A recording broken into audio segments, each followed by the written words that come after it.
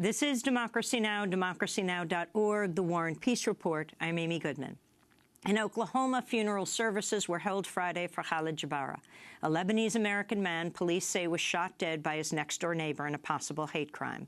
Police say Stanley Majors will be charged with first-degree murder. The August 12th killing came less than a year after Majors was arrested and jailed for running over Jabara's mother with his car.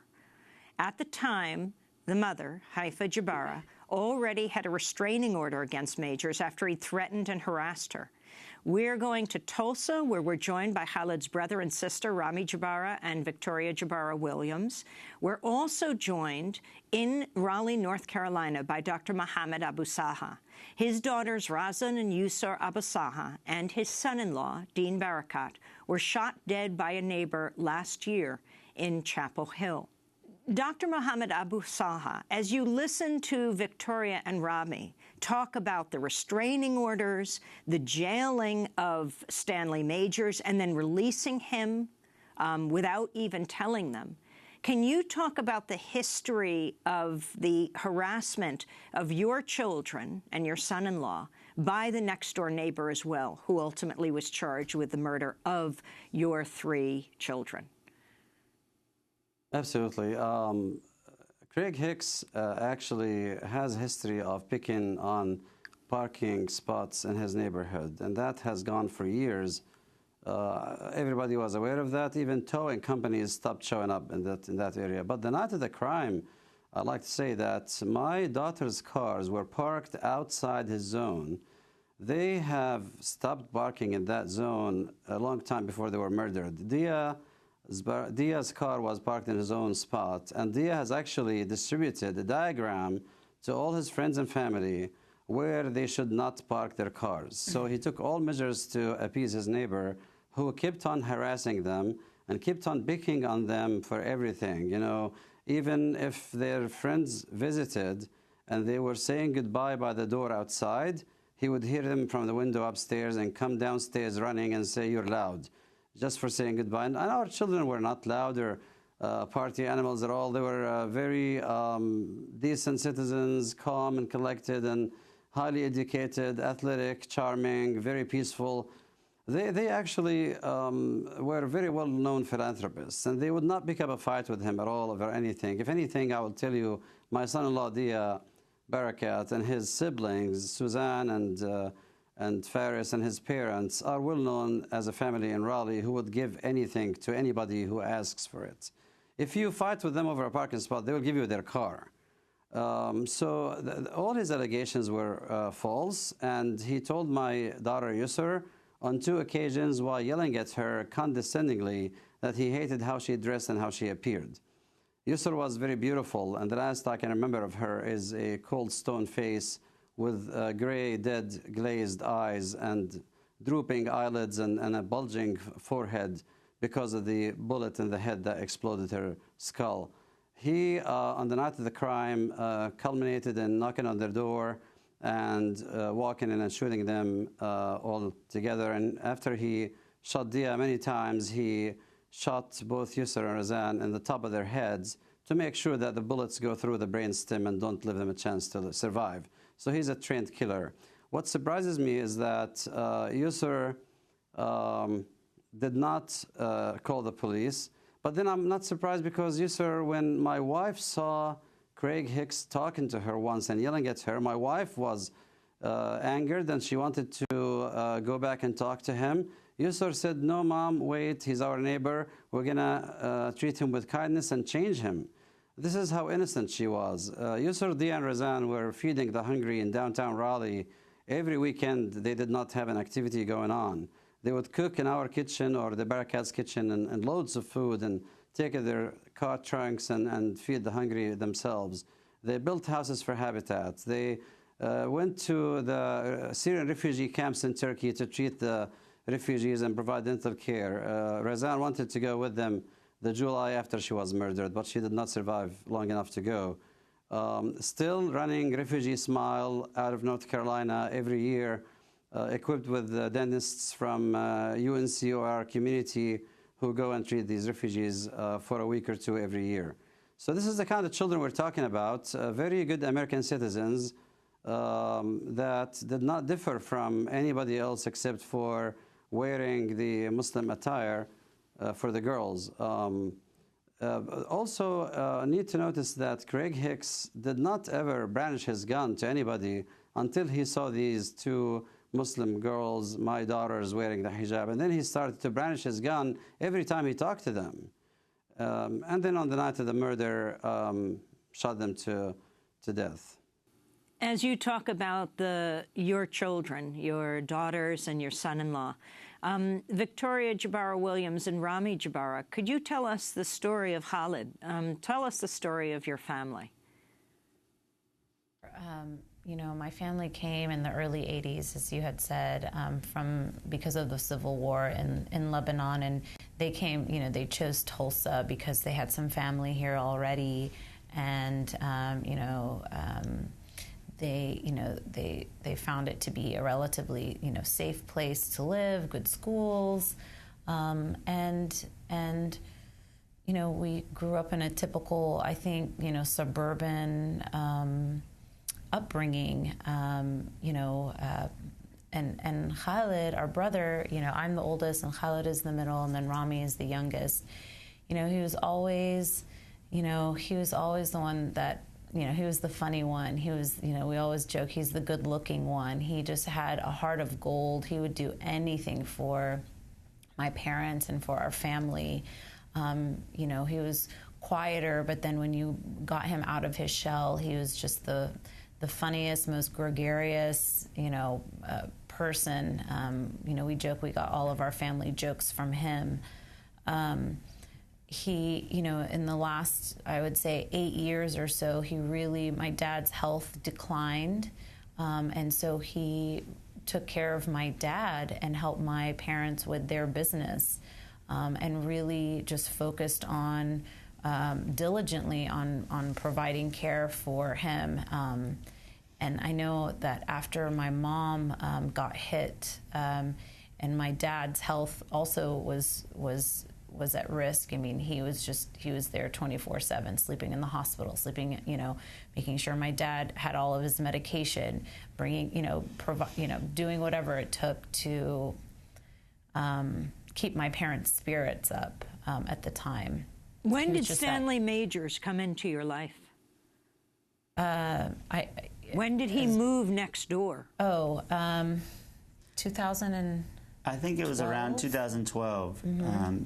His partner had lived in the house for several years before that, and the relationship with him was just cordial neighborly. And, fairly normal. Yeah, and as soon as Stanley Majors came, I guess we didn't realize at the time, we didn't know anything about him. He was in jail apparently in California for similar offenses. He came and moved, into the house next door with his spouse, and just hyper-focused on, my parents, my mom specifically, and my brother, just hyper-focused. And that's when the name-calling started. That's when the tapping on the doors started. That's when the photographs started. He also had a similar issue and fixation on us parking. We live in a residential neighborhood, and so my parents would have a lot of, friends and guests over, and we would park on a curb. We shared a curb, and he would call the police repeatedly, even though the police said, can't do anything. This is not your curb. You don't own it. Just anything to harass us and just traumatize. In fact, Dr. Mohammed Abu-Salha, the police originally talked about this as a dispute over a parking space. Is that right? The killing of your daughters and son-in-law. Well, I need to expand a little bit on this.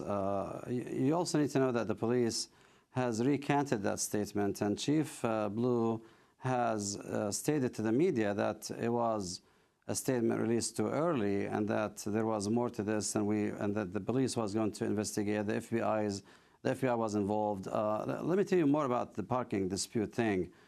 On the night of the crime, the cars were not in the parking spaces at all, and Dia was in his own spot. Craig Hicks had no reason to kill them at all. He knocked on the door. We do have evidence we cannot share, but watch the trial. I promise you, Megan, when the trial is on and heated, you will call me again for another interview when you see the evidence that I cannot speak of. He killed them cold-blooded, premeditated, planned. Took him just a few seconds to finish his execution of them. It was execution style, the three of them. And on his way out to the apartment, Dia was still breathing after he was riddled with bullets. He shot him in the mouth to finish him.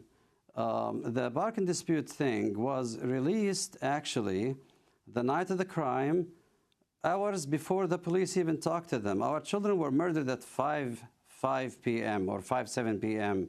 We were formally informed that they were murdered at about 11:45 p.m. We were kept in a clubhouse in the neighborhood for 4.5 hours without being told that they were dead, though they were dead. And the statement of bark and dispute was released while we were waiting. And it was taken from probably the mouth of the murderer, who, when he turned himself in, lied. The proof that he lied is that he also said that Dia aggravated him and picked up an argument with him. But just wait and watch the court, and you will see how that was not true. If you want to know the nature of our children, just go to www.our3winners.org and watch the little video we placed on the bottom of that endowment website for them, and hear and watch what is said about them. The bark and dispute allegation was premature, and I think our families feel insulted and humiliated that this was raised on the night of the murder, even before we were told of their murder.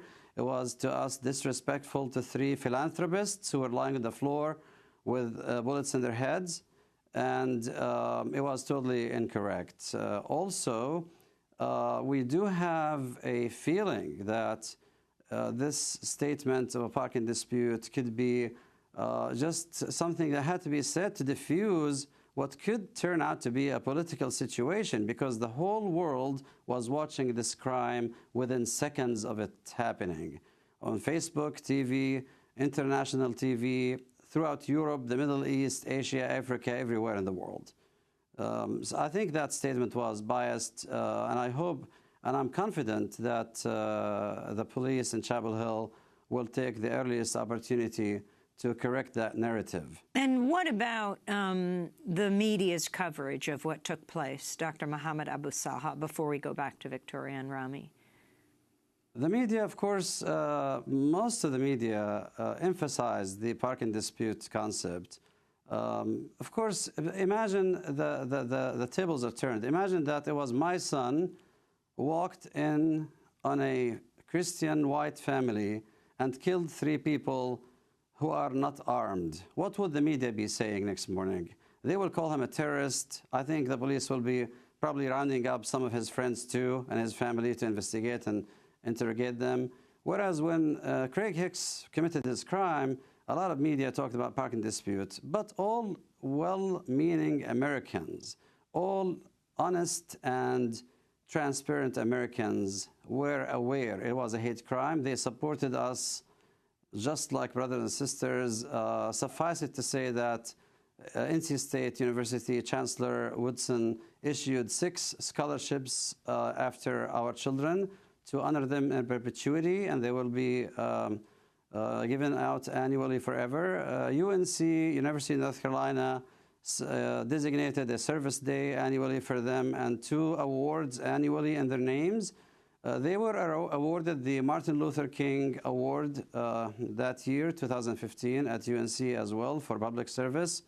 So many Americans, most Americans, know it was a hate crime. I received tons of letters and cards in the mail after the crime happened, and even my patients come to the office. And by the way, I make a living by seeing 25 to 30 patients a day, and I've been doing this for 22 years.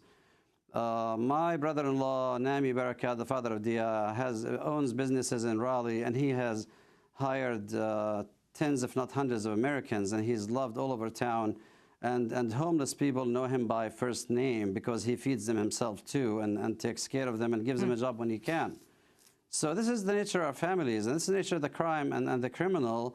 And the media, I think, was biased in many ways. I was interviewed once by one of the major channels. I'm not going to mention names. And suffice it to say, I was given a few minutes on TV. And then before me and after me, it was segments about ISIS. So we're really being seen in a very negative shadow as Muslims live in America. Millions of us live in America and living the American life every day. I wanted to turn to Victoria Jabara-Williams and Rami Jabara. You are Arab Americans, Arab Christian Americans. You clearly felt that your family was being harassed. Your brother felt he was being stalked, his parents, your parents as well. What are you demanding of the police right now and the media? I think we want to know, we want them to take ownership on where the ball dropped on, all the layers involved in this whole incident. The big question is, how many red flags does it take to keep somebody in custody until they can face trial? I'm not sure where exactly the miscommunication was, but it occurred on several levels, from the DAs to the judge to the police, not acting as perhaps you would think. And it's just really troubling to be your own victim's advocate. Me and my wife are both attorneys, although we don't practice criminal law. We followed up with every opportunity we could, and still we got this result. And it's very difficult for me to understand, because if we followed up this much, we don't know what's happening to the other victims out there who are seeing similar instances of hate and attacks against them. It's just it really just is sad to hear. I think even the police went on record in the very beginning on one of the news channels. They said, knowing what we know now, or had we have known, I'm paraphrasing, but essentially, if we knew what we should have known, we would have done things differently. And it's like, well, it's too late. We don't want to hear that. I mean, Stanley Majors had run over your mother when she already had gotten a protective order. You would think, and because there was this protective order, I mean, he could not have a gun, and here your brother was calling saying he was afraid and that he had a gun, that Stanley Majors had a gun. The police came and said there was nothing they could do after he had been released on bond. Yeah. Didn't they look at the background of the story? Was there no continuity? And that's what we're noticing and throughout this whole experience, is that no one's talking to each other, as Rami said, from the DAs to the judge to the police officer. So it's every time a phone call is made, every time paperwork is filed, it's like it's a brand new day and it's a brand new case. And that's the most frustrating part, is that there are no checks and balances throughout the process, or if there are, either they weren't followed or they need to be changed and looked at again. Have the police referred to it as a hate crime? In the beginning, they also mentioned that there was a neighborly dispute, and I think I don't know if they've officially retracted that, but that in the media they haven't talked about it being a dispute since the first couple of days since the incident. The police haven't talked about it being a hate crime, to my knowledge. And I think they're still investigating and making that determination, since it's so early in the investigation. Dr. Mohammed Abu-Salha, do you have words of wisdom or advice you'd like to share? Wisdom you don't want to have, but that you have after your children and son-in-law were killed? Absolutely, and learning from the Jabara family's tragedy, I think that we as a nation need to have hate crime law that has more teeth to it. Our hate crime laws are very impotent. The Department of Justice is reluctant to try for hate crime because the law is very vague and gives the criminals a lot of leeway. Also, we need to have hate crime laws in every state, which we don't have. Like in the state of North Carolina, we have a law that's called ethnic intimidation. I don't know what that means. It sounds funny to me, actually. Also, when the police hears about somebody harassing or irritating people or aggravating or threatening or picking fights with people, they should go ahead and disarm them. I know that the right to carry arms is a sacred thing in America, and I'm not against that. I don't pick up that argument, but if somebody is showing ill judgment or prejudice, they should be they should be disarmed immediately on the first complaint. Also, I think the police should be careful before they issue statements, especially when the victim is of different ethnicity or faith, knowing that in this country we have all kinds of faiths and religions. We are a democracy that takes pride in being able to separate church from state, but it is really insulting that many prominent politicians are talking religion as part of their campaign and painting groups with very dark brushes to just become presidents. I also think we should look at what we're teaching our children in school. In history lessons and social studies, we need to teach our children in America to respect other nations and cultures and religions. Even when our government is in a political or military conflict, we still need to respect people who are living on our soil here and their rights. There is a lot to be said. I wish that the White House and the Department of Justice would carry a TV advertisement campaign to teach Americans that when we're in conflict with a nation or a country, that does not mean that all this nation's subjects who came to our country here and made it their home should be subject to that conflict. We are Americans. We've been here for decades. We're here in millions. And I hate to say, but I really think that Majors murdered Khalid thinking he was a Muslim, not just an Arab.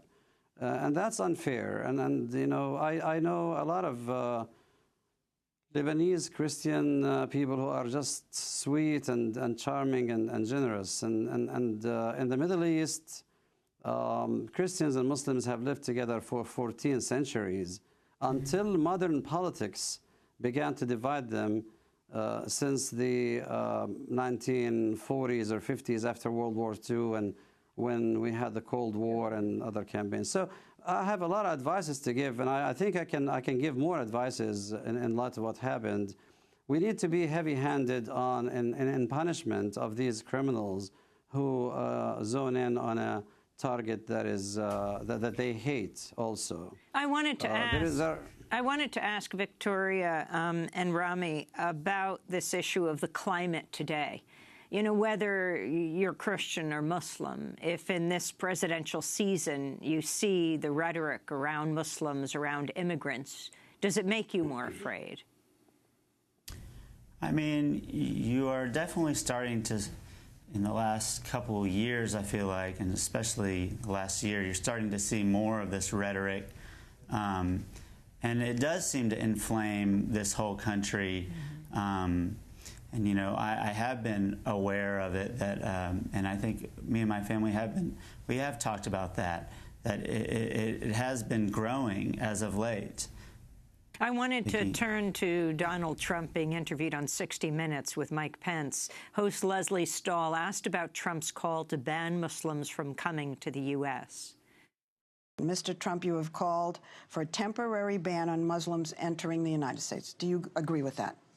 I do. In fact, in Indiana, we suspended the Syrian refugee program in the wake of a terrorist attack. We have no higher priority than the safety and security of the people of this country, and Donald Trump is right to articulate that view. In December, you tweeted, and I quote you, "Calls to ban Muslims from entering the U.S. are offensive and unconstitutional." So you call it territories, okay? We're going to do territories. We're going to not let people come in from Syria that nobody knows who they are. Hillary Clinton wants 550% more people to come in than Obama, who doesn't know what he's doing. So are you changing your position? I'd call it whatever you want. We'll call it territories, okay? So not Muslims. The Constitution, there's nothing like it. But it doesn't necessarily give us the right to commit suicide as a country, okay? And I'll tell you this, call it whatever you want, change territories, but there are territories and terror states and terror nations that we're not going to allow the people to come into our country. And we're going to have a thing called extreme vetting. And if people want to come in, they're going to be extreme vetting. We're going to have extreme vetting. Do you think comments like these of Donald Trump and Indiana Governor Pence fuel Victoria and Rami, fuel the hatred in this country? I mean, absolutely. It's playing on a fear and on an ignorance that absolutely comes from top down. And if that type of rhetoric is being, blasted out, then people are going to feel it, and it is definitely making an impact, unfortunately. And Dr. Mohammed Abu-Salha, as you listen to the words of Donald Trump and Governor Pence, your thoughts today, a year after your family members, your daughters and son-in-law were murdered? Actually, just like the Kaiser Khan family said, it's sad to see politicians run for presidency without reading the Constitution. It's also sad to see candidates not aware of what the government is actually doing.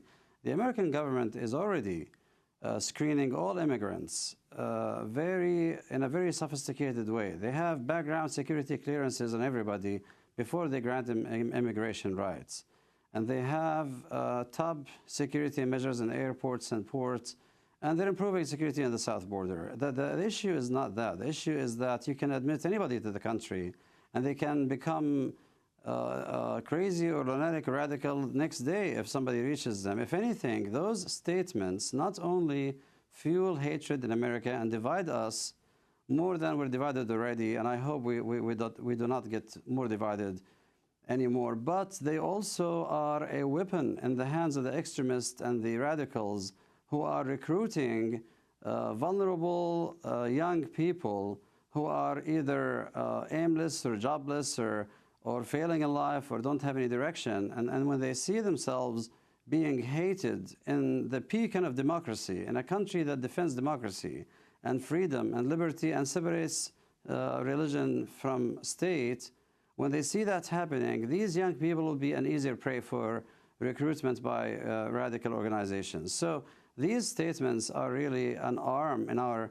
enemy's hands. And if anything, I think any candidate who wants to be a president of this country should be a uniting person. And if that candidate uses racially motivated statements, they should be disqualified.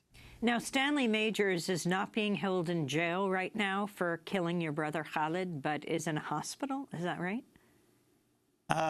We had early indication of that. I'm not really sure. I believe he's in custody now, but I know he was transported to a hospital for something related to his health. But I believe it's a hospital. I mean, he's still in custody.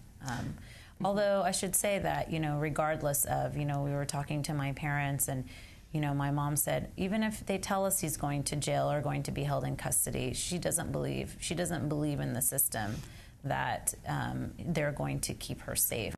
I mean, yeah, it's very difficult to really believe in that system when it has failed on so many levels. Mm-hmm. And the issue of bond is so important, and it needs to be addressed, especially the risk that the defendant poses to the community is of the most importance when assessing if a defendant should be let out on bond while he awaits trial, he or she awaits trial. And in this case, in this situation, there was, again, so many gaps and so much miscommunication. It's like they didn't even realize, they couldn't put the defendant and the victim, our mom and our family together, like this was the same guy doing the same thing. And with, all the technology that we have in the world, just being able to connect those dots is so important. That the man doing this to your mother was the same man doing this to your brother. Yeah. Right. Absolutely. And the man that violated the protective order the first time was the same man that ran over my mother about 6 months later. So, putting these together in a system, it's like there's one hand doing one thing and another hand doing the other, and they don't communicate between each other, and it's just, inexcusable that kind of those kinds of failures occur. Now everyone's paying attention. Now, only after the fact that, my brother was killed. The DAs are responsive, the police is responsive. Now people are starting to pay attention. Are there any other thoughts that you'd like to share with us, Victoria Jabara-Williams and Rami Jabara?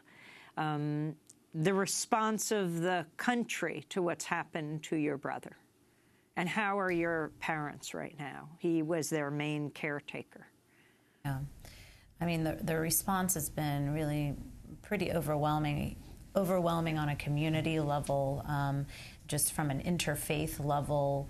It's just been very supportive, and also, nationally, of course, and throughout the world. People are outraged at this incident, in that it was done in such a violent way, and especially if it could have been prevented, given that we went through all the right things to help protect ourselves. My parents, it's getting quieter now.